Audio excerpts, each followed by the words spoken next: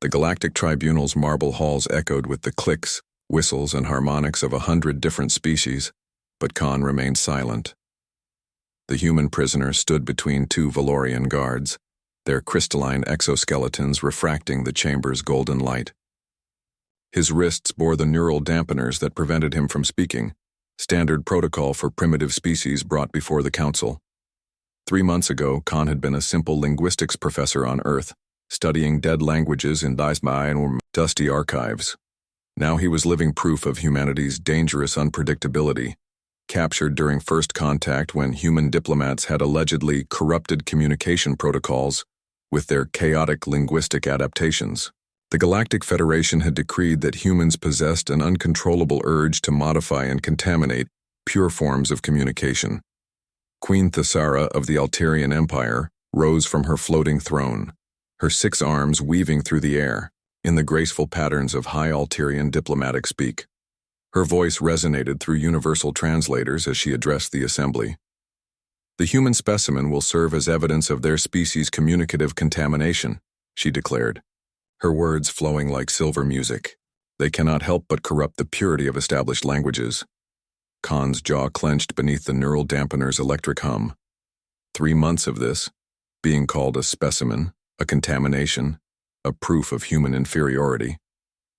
The irony wasn't lost on him that a linguistics professor was being silenced for humanity's supposed linguistic chaos. Movement caught his eye. A small figure had entered through a side door, Princess Zainab, Queen Thesara's daughter. The 8-year-old moved with the careful steps Khan recognized immediately, her large, luminous eyes scanning the room with the heightened awareness he'd seen countless times before. She was deaf. Khan had noticed it during his first tribunal appearance. While every other being in the chamber reacted to the Queen's vocal addresses, Princess Zainab watched lip movements and observed body language with the intensity of someone who navigated the world through visual cues alone. The child had been trying to follow the proceedings, but the complex political discussions were clearly beyond her understanding. Now Princess Zainab sat in her small chair beside the throne, looking lost and bored as the adults debated in their sophisticated languages that meant nothing to her. Her 4 small hands fidgeted with a crystalline toy, and Khan could see the familiar isolation that surrounded deaf children when communication barriers rose too high. The neural dampener prevented speech, but it didn't affect his hands. Slowly, carefully, Khan raised his bound wrists and began to sign. "Hello, little princess." His movements were subtle, designed not to attract the guard's attention. American Sign Language probably meant nothing to an alien child, but the intentional, rhythmic nature of signing was universal, the clear indication that someone was trying to communicate directly with her. Princess Zainab's luminous eyes locked onto his hands immediately. Khan continued making his signs broader and more expressive, incorporating the facial expressions that gave sign language its emotional depth. He told her about Earth, about blue skies and green forests, about cats that purred and dogs that wagged their tails. He signed about children who played in parks and flew colorful kites. The princess leaned forward, captivated. Her own 4 hands began to mirror some of his simpler movements, her face lighting up with the joy of unexpected communication.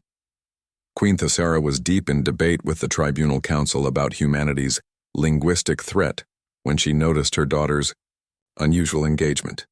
Following Zainab's gaze, the Queen's silver eyes widened as she observed the human prisoner moving his hands in deliberate, flowing patterns, and her daughter responding with obvious delight.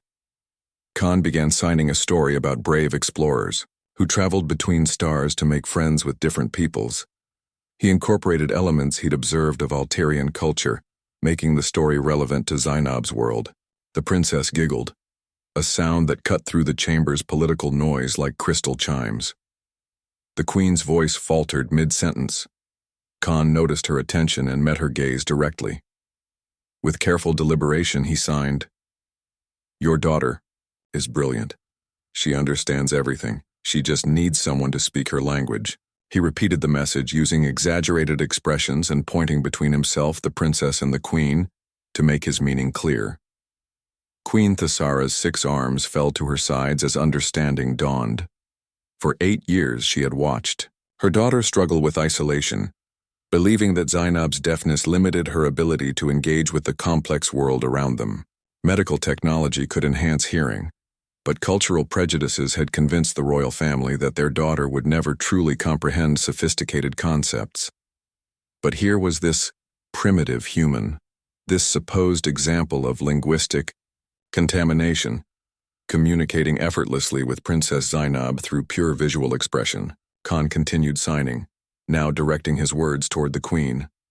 Every child deserves to understand their world.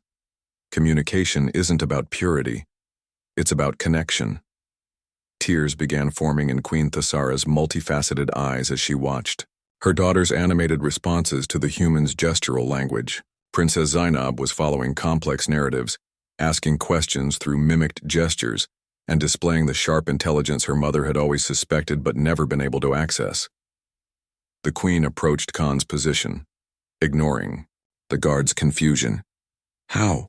she whispered, her voice thick with emotion. Khan looked pointedly at the neural dampener, then at his hands, then at Princess Zainab. Understanding flooded the queen's expression. She gestured sharply to the guards. "Remove his restraints, now." "Your Majesty, the prisoner." "Remove them." The dampener's hum ceased, and Khan felt the familiar relief of unrestricted communication returning. "Your daughter isn't limited by her deafness," he said, his voice gentle but clear. "She's limited by a world that doesn't know how to speak with her. On Earth, we've learned that true communication adapts to every mind, every ability. We don't see linguistic diversity as contamination. We see it as strength." Queen Thasara knelt beside her daughter, watching in amazement as Khan taught Princess Zainab simple signs for mother, love, and beautiful. "The tribunal claims humans corrupt communication," the queen said slowly. "But you've just shown my daughter something no one in our empire could provide: true understanding." Khan smiled. "That's what humans do, Your Majesty. We don't contaminate languages. We create new bridges between minds. We adapt. We innovate. We find ways to connect across every possible barrier. That's not a weakness to be contained. That's a gift the galaxy desperately needs." As Princess Zainab signed her first "I love you, Mama" in human gesture, Queen Thasara understood that humanity's dangerous unpredictability might actually be their greatest strength.